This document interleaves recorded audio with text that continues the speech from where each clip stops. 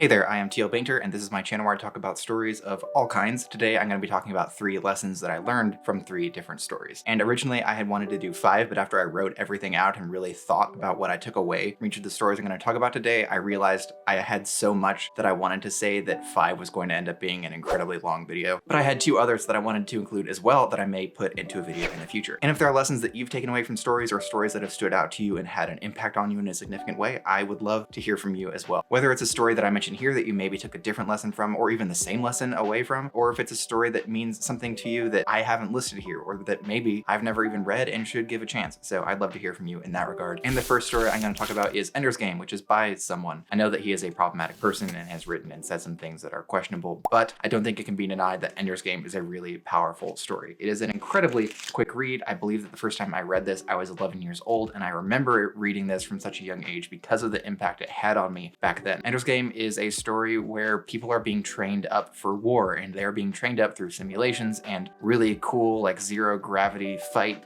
scenes, and there's a lot of really cool stuff in this book. Now, this book is largely plot driven, not character driven, but there are some cool characters and character moments. But we're not really here to talk about the book specifically. We're more here to talk about what I pulled away from it. Now, there are going to be slight spoilers for each of the things I'm going to talk about, including this one. If you do not want spoilers for this one, I would suggest clicking on to the next thing where I talk about the lessons I learned from whatever the next story is. So for Ender's Game, what I took away from this one. Read ahead, spoil all the surprises.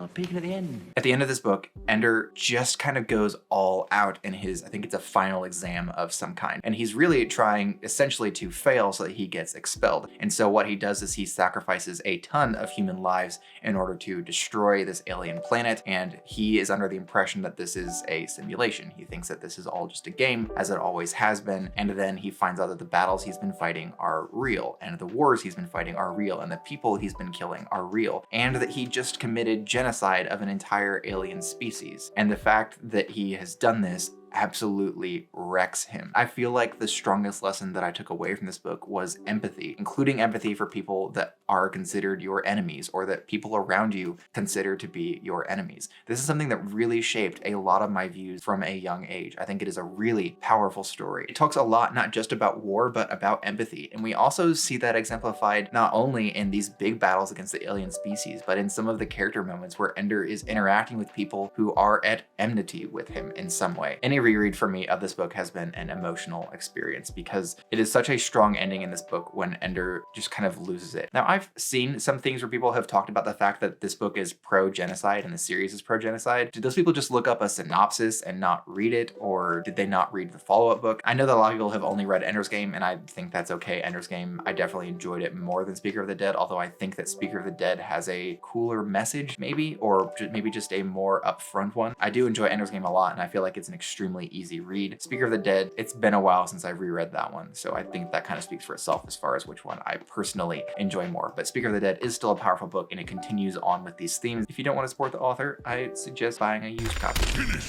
Okay, the next one is a game. Oop. Okay, the next one is a game, and I need to run and grab that, so I'll be right back. You can, I don't know, listen to some hold music.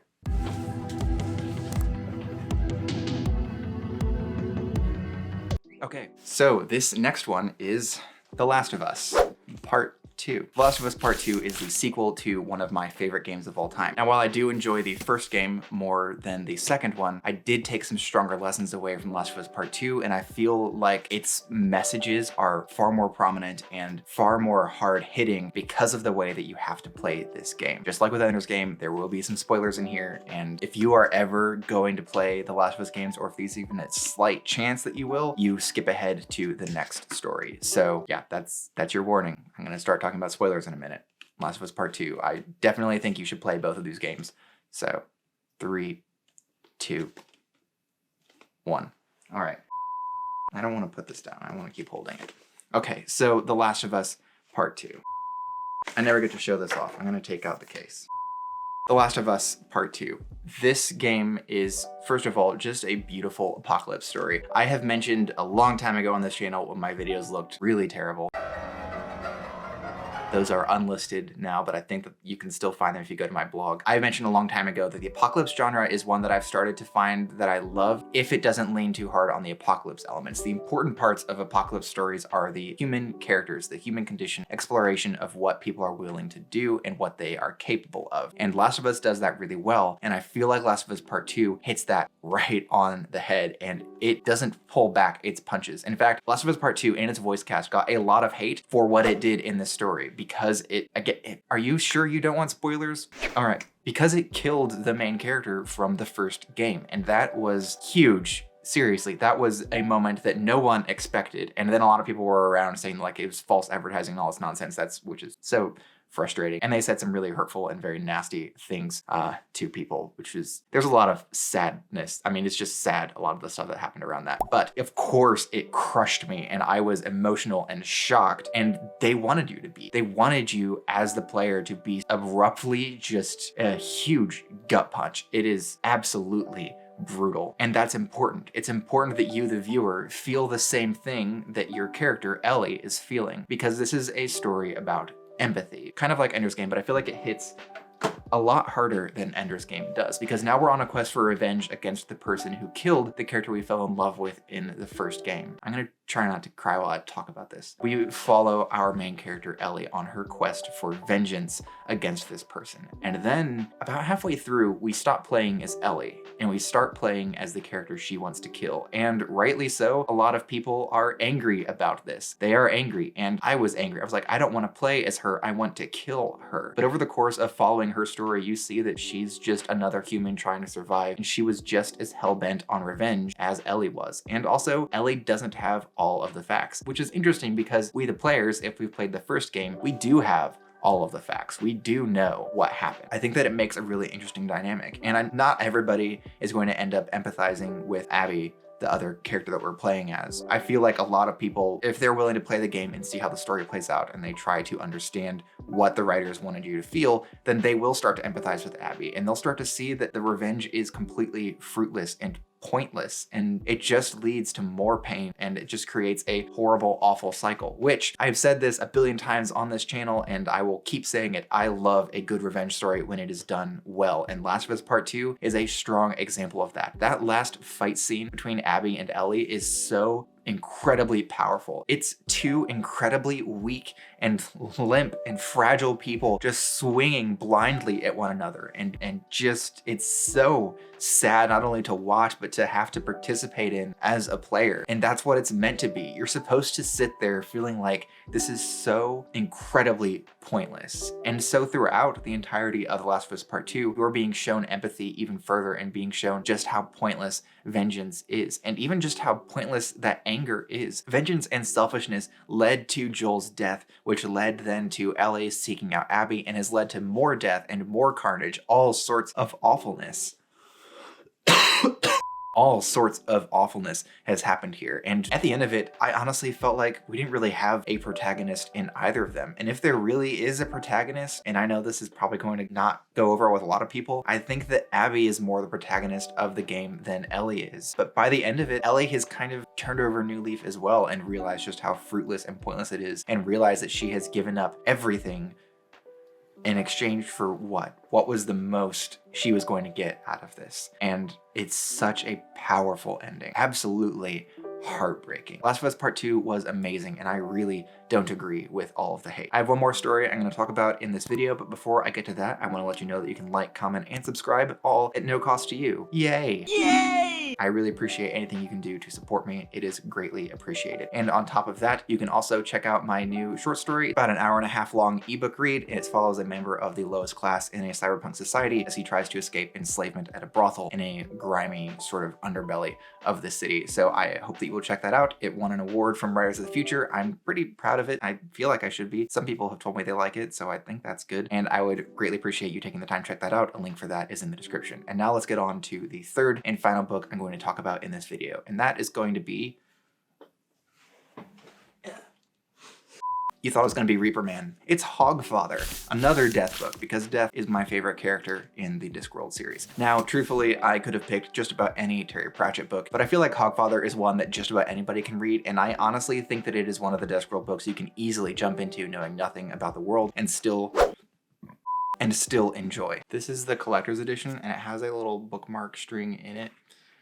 Like it's a Bible, and it basically is. So Hogfather is essentially a Christmas story. It is really the only Christmas book that I read pretty consistently around Christmas time. Not every year, but I try to. And I feel like it is a good Christmas tradition for me to have because Hogfather is fantastic. Now Reaper Man is still my favorite of the Death books, but Hogfather is one that really sticks with me. But this is not a Christmas lesson necessarily, although there is some Christmas element to the lesson that I pull away from this book and that a lot of people should pull away from the story of Hogfather. And it's really about humanity and what humanity represents. Also, I want to say it's really windy outside right now. I don't know what is going on. It's horribly windy. So if you can hear that background noise or if my denoiser is a little more aggressive than normal, I apologize. The lesson that I took away from this is specific to humanity, and it's right at the end of the book that the quote I'm going to read comes from. In this, Death really talks about how we start off with little lies and that all of humanity really is built up on fantasy. Our ideas of what morality are, our ideas of what humanity means, of what it means to be a good person or a bad one. It's all made up ultimately. And that's strictly an observation, really. It's just an observation and a thought that might pop into someone's head that all of these things that we decide are right or the things that we decide are wrong, it's just stuff that we've made up and we all kind of simultaneously agreed on it. But what Death is saying here is that you need to start out believing in these small fantasies. And there's nothing wrong with believing in the small fantasies because once you start doing that, you're able to start believing in the big ones. So you start off believing in the Tooth Fairy or Hogfather / Santa Claus. And then after a while, you start believing in things like justice and mercy and grace and love and all of these other things that we have started putting out into the world and all these other ideas that we have, some of which may not be great, some of which are really crucial to just being a person. And I'm going to go ahead and read that quote here because I cannot do it justice. "All right," said Susan, "I'm not stupid. You're saying humans need fantasies to make life bearable. Really? As if it was some kind of pink pill? No. Humans need fantasy to be human. To be the place where the falling angel meets the rising ape. Tooth fairies, hogfathers, little, yes, as practice.